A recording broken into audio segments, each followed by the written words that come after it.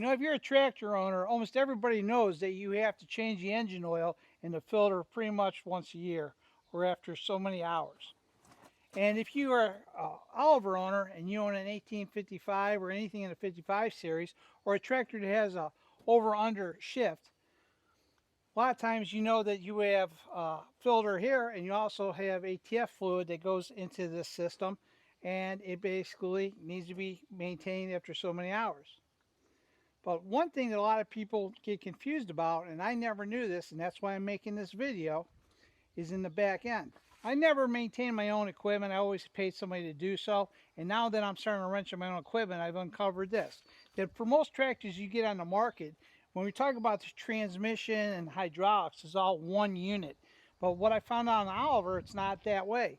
In an Oliver, especially 55 series, and it's probably like this in some of the other series, is that your hydraulic oil and your transmission differential oil, which houses your PTO, are two separate chambers, and they have to be treated independently.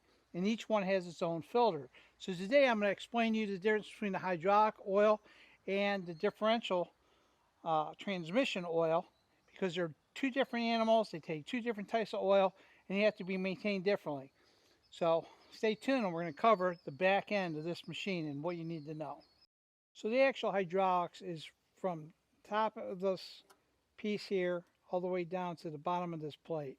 And that's what separates the two from the bottom chamber.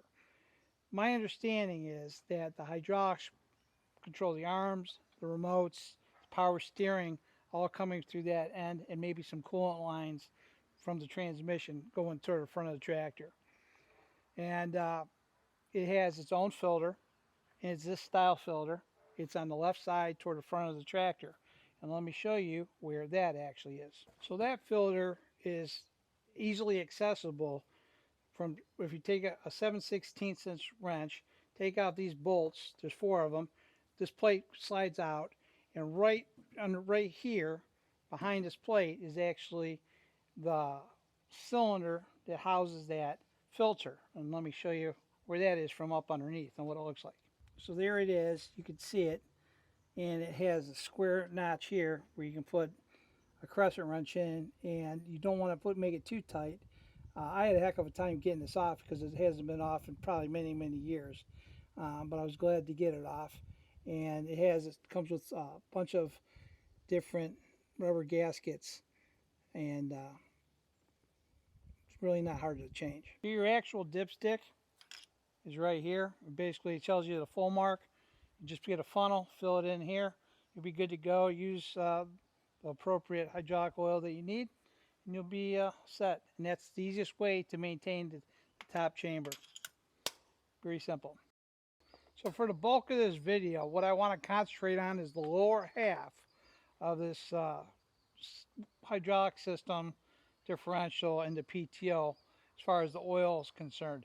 You know, one of the things that I didn't know is there's actually three chambers, and you have to undo all three chambers, which I'll show you in a little bit.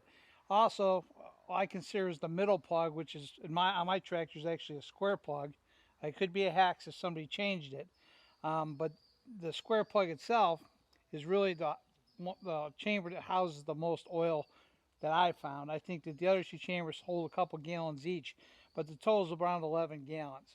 So I'm going to continue on with the video. I'm going to kind of break this down for you to show you um, all the aspects you need to be aware of and how to fill this part correctly, because I think this is a section that nobody really goes over. So as far as draining the bottom half of this transmission differential, crawl underneath your tractor. A lot of times you'll have a square plug, but you could have an octagon plug. Octagon would be a little bit better. Normally, mine actually has a screen to it. Not all of them do. I think, and I was told that the screen is essential, and you want this screen. You do not want to run it without it if it comes with a screen. But my understanding is we had a heck of a time getting this off. We actually had to apply heat to it. Probably hasn't been off in 30 years. It was a real bear. We stripped it all to hell. I ordered another one, and hopefully they can find a used one for me if they can find one in good shape. But it's still functional, so I'm going to use it until I get the new one. So this is the first thing you need to get off. I drained my oil. I guess it's supposed to hold 10 to 11 gallons, and on the 1855. So mine was putrid, it was gray, and it really needed to be done. Now this oil here is 80 to 90 weight. So the reason I'm changing it is I did not know it took 80 to 90 weight. I put hydraulic transmission fluid in it. It's too thin, and I probably did a good job as far as flushing it out. I didn't really put any much time on the tractor since I did this oil change. Used it just a very little bit, just hauling a dump trailer around real quick. But I got to at least clean it out and still had a lot of putrid stuff in it. So I'm glad I did this. Secondly, the drain to fill it is right here. It takes a 1/2 inch socket. Uh, Mine actually has a square plug to it, and this is where you'd actually fill it at. And then there's two plugs on the side here, and I'll show you what they look like. But there's one's a drain plug, and one is actually where you fill up. And as soon as it starts running out, you know you're full. So this is just a drain plug if you want to use it. And here is actually the fill line. So take this out, and as soon as the liquid starts coming out, you know that you are filled the way you should be. Right here is actually where the drain plug actually is, so you can see it. Where the oil's dripping out in comparison to the back end of the machine. So here's the drain plug that I just showed you. I put the plug back in. Here's the first plug, and it's right before you get where your speedometer cable goes. So it's right down here. So this one here is going to have probably 2 to 3 gallons in it easily. This one's your main plug, it has the most. And then there's the third plug, and it's actually behind the hitch. So when you're getting back by the PTO shaft, if you look straight up underneath, you're going to have to move your drawbar over. And right here is actually the plug. And I put the plug back in, and just so you guys see it, but it's right directly underneath the drawbar. You have to remove all 3 plugs. You'll never get the fluid out if you don't. And when you do, you should have about 11 gallons on 1855 of fluid. And you have to get them out. If not, you're just recontaminating everything, and you're not doing the job. So this is for my tractor, just so you guys can see. This is what my drain plug actually looks like. And this is the first one that was in the front that I just showed you.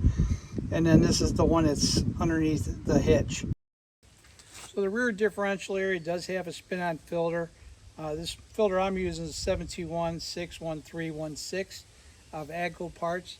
And it actually is housed right back here on the left-hand side, closer to the actual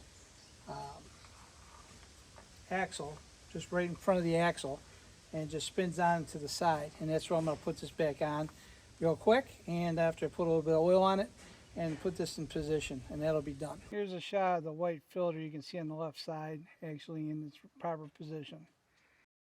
All right guys, so we put all the plugs back in on the tractor. The filter's on. I took the plug out that's here, and this is where we're going to actually fill. We're going to need a funnel. And I took the plug out that's here, so when it starts to overflow, we know that we're full. And that's it, pretty simple. So we're going to get 80, 90 weight, and I'm going to start filling her up. So here's our setup with the funnel. And down here is going to be where we check, see if the oil comes out. And that's it, pretty simple. And I just want to kind of give you an exact visual of what's taking place. So let's pump in the oil. Hey guys, thanks for watching this video on how to do an oil change on the PTO, differential, and transmission on an Oliver 1855 or the 55 series for the most part. You know, I didn't know about this being the second cavity, being separate from the hydraulic oil, and I'm glad I found that out because it's been, like I say, almost 25, 30 years since that thing's ever been changed, since I've owned the tractor. And you know, it's something you want to keep up with, and it really makes a big difference. So, you know, that tractor is now in my fleet. It's been pretty active in the last year, and I really want to take care of it because I put a lot of money into it to get it running optimally, and I want to get my cab back on it so we can kind of enjoy doing more in the hay fields. But I do appreciate everybody watching. Hopefully that's educational for somebody, and, you know, they learn from my mistakes. So I'm far from an expert and I'm learning along the way, but I wanted to pass this on because I think a lot of people really don't know about hydraulic oil and the transmission being two separate units. So thanks again for watching, and I'll talk to you guys soon.